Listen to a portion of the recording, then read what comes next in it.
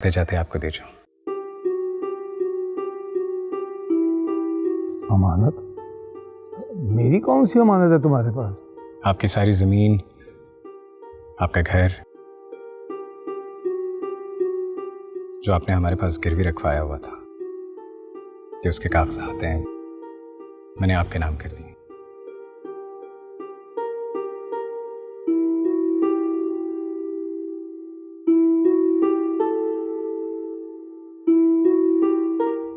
वो तो ठीक है, पर मैं अभी कर्ज के पैसे वापस नहीं कर सकता।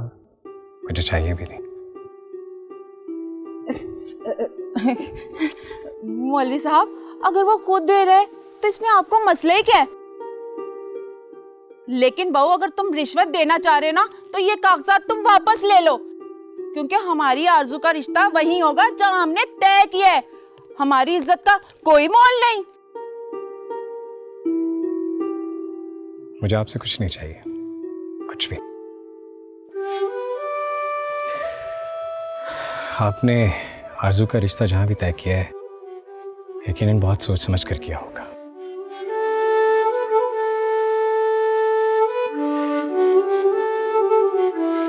आप उसके बड़े हैं, भला आपसे बेहतर उसके लिए कौन सोच सकता है। बड़े अपने बच्चों के साथ कभी हक तलफी नहीं करते।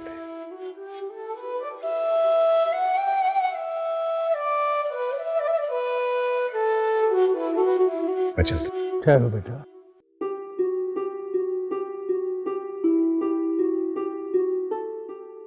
बहुत शहरियार, तुम्हारे एहसान हम जिंदगी भर नहीं भूलेंगे।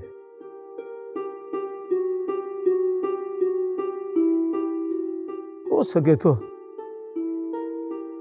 मुझे माफ कर देना।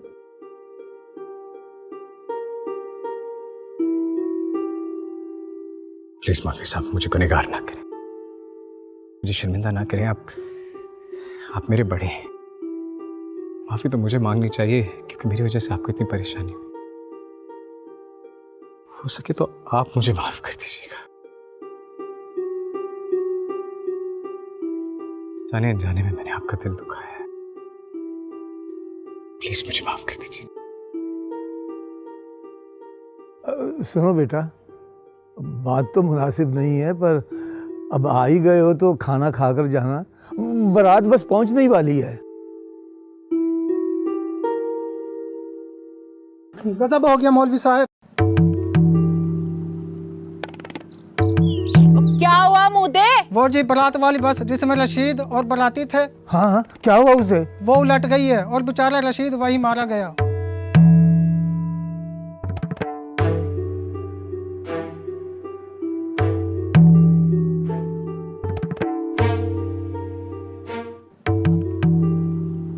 हाय, आरजू बेचारी तो शादी से पहले ही बेवा हो गई।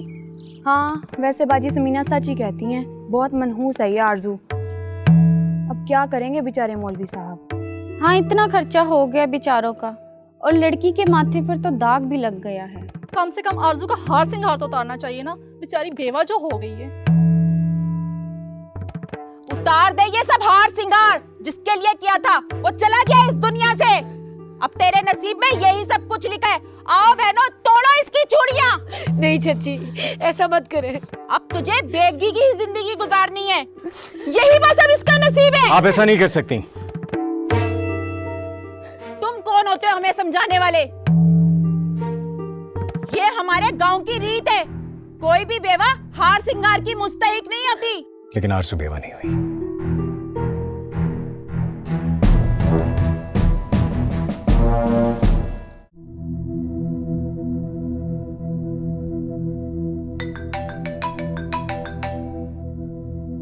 हेलो जी भाभी। शुक्र है तुम्हारा नंबर तो मिला। कब से शहरियार का नंबर ट्राई करी हूँ। वो ठीक तो है ना? जी जी बिल्कुल ठीक है, ठीक ही है। क्या मतलब? कहाँ है वो? अब वो हम लोग गांव में हैं। गांव में कहाँ? वो हम हवेली में। देखो, झूठ मत बोलो, मैं यहाँ पहुंच चुकी हूँ। तुम दोनों नहीं हो यहाँ पे? बताओ मुझे, कहाँ हो? भाभी हम मौलवी साहब के घर में हैं। मौलवी साहब? कौन मौलवी साहब?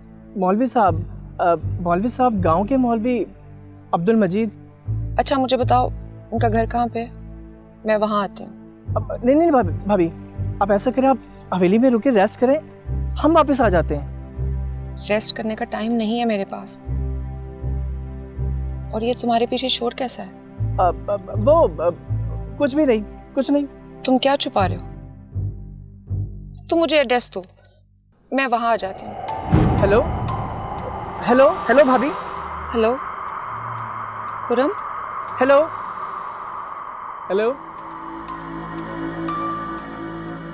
फोन कट गया।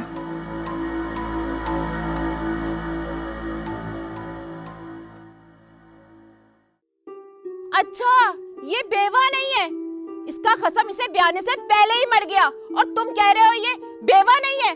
अरे ये बड़ी मनहूस है, इसकी नहूसत खा गई शीदे को। कितनी जहालत भरी सोच है आपकी। जब आरज़ू की शादी ही नहीं हुई तो वो बेवा कैसे हो सकती है? और वो शख्स जो मर गया उसकी मौत शायद ऐसे ही लिखी थी। ये तो मेरे अल्लाह का काम है, इसमें हम इंसान क्या कर सकते हैं? हम सब बेबस, हमारी कोई औकात नहीं। क्यों मौलवी साहब, मैं सही कह रहा हूं ना? आप कुछ कहते क्यों नहीं है? आपके होते हुए आरज़ू के साथ ऐसा सलूक, ये सरासर नाइंसाफी और हमारा मजहब। ओ बाऊ, अब तू हमें मजहब की तालीम देगा हैं? मजहब के साथ साथ ना रिवायतें भी होती हैं, और हमारे गांव की ये रिवायत है कि किसी लड़की की शादी हो या ना हो, लेकिन जब भी उसका नाम किसी मर्द से जोड़ा जाता है ना, तो वो उसकी बीवी भी होती है और बेवा भी। कुछ तो खुदा का खौफ करो, ये सिर्फ जहालत है और कुछ नहीं।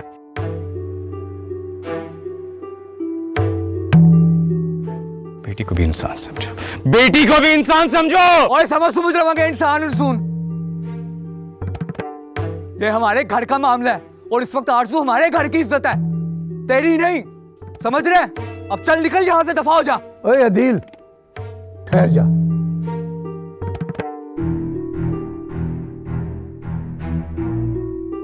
बाबू शहरयार ठीक कहता है।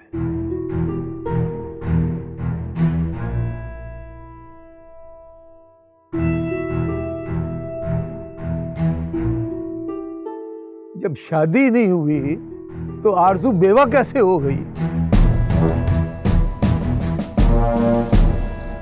क्या हो गया मौलवी साहब आपको? ये ठीक रहा मौलवी साहब, आपकी यहाँ भतीजी की बारी आई है तो सारी रस्म रिवाज आपकी एक तरफ हो गई है। हाँ तो ठीक है मौलवी साहब, अपनी भतीजी का निकाह अपने बेटे से कर दें, क्योंकि उसके माथे से उसके बेवा का दाग खत्म हो जाए। हम अपने गांव की रस्म रिवाज खत्म नहीं कर सकते। रस्म रिवाज इंसान के खुद बनाए होते हैं मेरी बहन, और हमारा दीन मेरे अल्लाह का तोहफा है, उसमें रद्दो बदल मुमकिन नहीं है। अरे बहन तुम्हारी मत मारी गई है, मैं नहीं करने वाली शादी अपने बेटे की इस करमजली से। मेरी तरफ से यह मर जाए। आओ तोड़ो इसकी चूड़ियां और पहनाओ इसे सफेद चादर। आ जाओ तोड़ो इसकी चूड़ियां। रुक जाएं।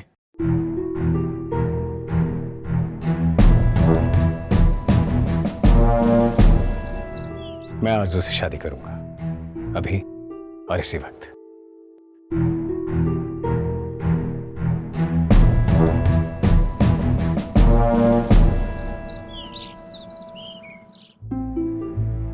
शहरयार, ये क्या हुआ तुम्हें? ये चोट कैसे आई? भाभी आप यहाँ? मुझे तुमसे बात करनी है। लेकिन भाभी अभी मुझे तुमसे बहुत जरूरी बात करनी है, चलो यहाँ से। अभी तो बड़े बड़े दावे कर रहा था बाऊ, अब अपने रिश्तेदारों के सामने सिट्टी क्यों गुम हो गई तेरी? शहरयार, तुम पहले मेरी बात सुनो, चलो यहाँ से।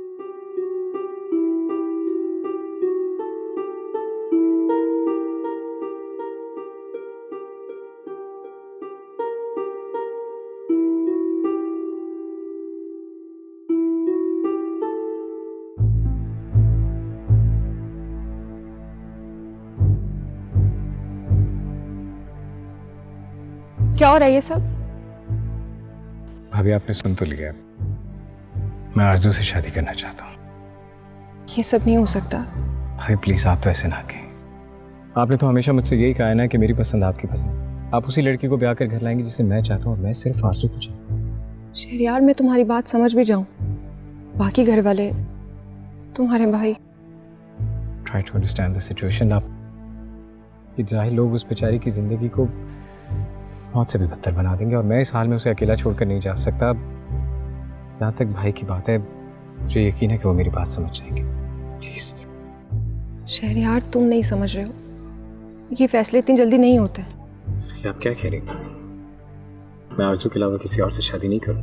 मुझे तो समझ नहीं आ रहा तुम इतना बड़ा फैसला कर कैसे सकते हो। मेरी बात को समझो, हम वापस हवेली चलते हैं, वहां जाकर बात करेंगे। इतना टाइम नहीं है। आप नहीं जानती, ये लोग उसकी जिंदगी को जहन्नुम बना देंगे, उस पर इतना जुल्म करेंगे, और मैं इस हाल में उसे अकेला छोड़कर नहीं जा सकता। लेकिन शहरयार, वो एक गांव की लड़की, तुम्हारा लाइफस्टाइल, क्या वो हमारे घर में एडजस्ट कर पाएगी? और मुझे नहीं लगता उसके घर वाले इस रिश्ते के लिए राजी होंगे। तो भाभी आप आ गई हैं ना, आप बात करें। आप बात करेंगे तो वो मान जाएंगे। लेकिन शहरयार, मैं तुम्हारे भाई को बताए बगैर तुम्हारा साथ नहीं दे सकती। वहां सब हमारा इंतजार कर रहे हैं, मैं क्या जवाब दूंगी? For God's sake, प्लीज यार, एक आप ही तो हैं जो मेरी फीलिंग को समझती हैं। आप ही तो मुझे हमेशा कहती थी कि शादी कर लो, शादी कर लो। अब मैं शादी करना चाहता हूँ तो आपको एतराज है? शहरयार, फजूल की जिद है तुम्हारी, और मैं इस जिद में तुम्हारा साथ नहीं दे सकती। अभी मुझे आपका साथ चाहिए, प्लीज for God's sake मेरा साथ दें। आप मेरा साथ नहीं देंगी तो कौन देगा? For God's sake मुझे आपका साथ चाहिए। आप तो मेरा साथ दें। शहरयार, तुम समझ नहीं रहे, ये मुमकिन नहीं है। मैं एक ऐसी लड़की को ब्याह कर कैसे घर लेके जा सकती हूँ, शादी से पहले जिसके हस्बैंड की डेथ हो गई हो? मैं लोगों को क्या जवाब दूंगी? तुम्हारे भाई, मामा। आपको मुझसे ज्यादा लोगों की फिक्र है। ये मेरी जिंदगी है, जब मुझे इस बात की कोई टेंशन नहीं कि लोग क्या कहेंगे, तो आप क्यों कर रही हैं? और जहाँ तक मामा और भाई की बात है, मैं उन्हें समझा लूंगा।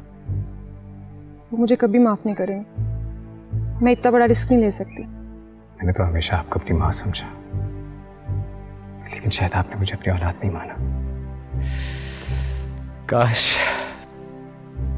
काश मेरी माँ जिंदा होती तो वो मुझे इस तरह यूं अकेला ना छोड़ती जैसे आपने छोड़ दिया।